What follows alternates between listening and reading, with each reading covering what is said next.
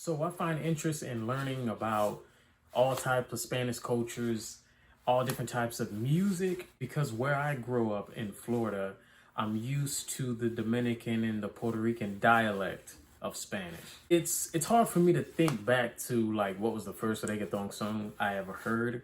Don Omar, Arcángel, Wisin y Yandel, Tego Calderón. My best friend around the like elementary school was Cuban. And that's when I really started to be introduced to like the Latin culture. But growing up as a kid, most of my friends were like Cuban and Puerto Rican.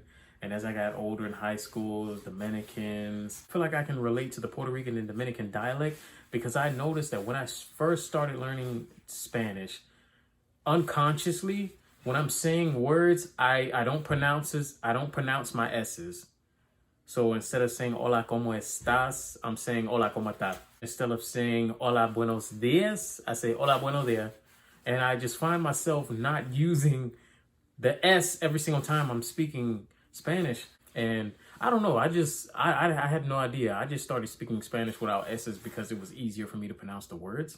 Pero, you know what I'm saying? I think for me, I'm so used to listening to reggaeton and bachata.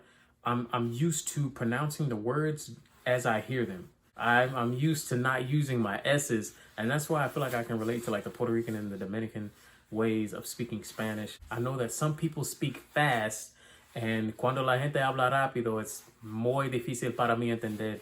So when you are talking rápido, it's difficult for me to understand sometimes. But what was funny is in high school, no lie, I took Spanish in high school and I failed it miserably.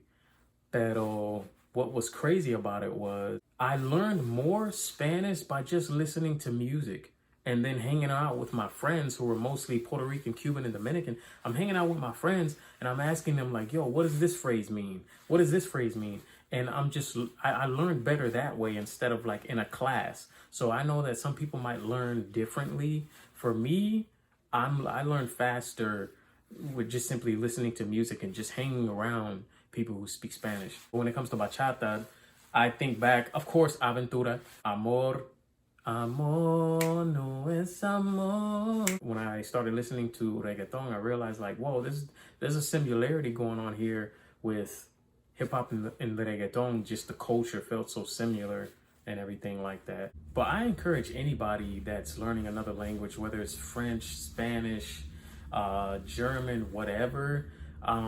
You have so much advantages when you are bilingual and you speak more than one language. You can communicate with so many more people. If you're looking for a job, it looks good on your resume.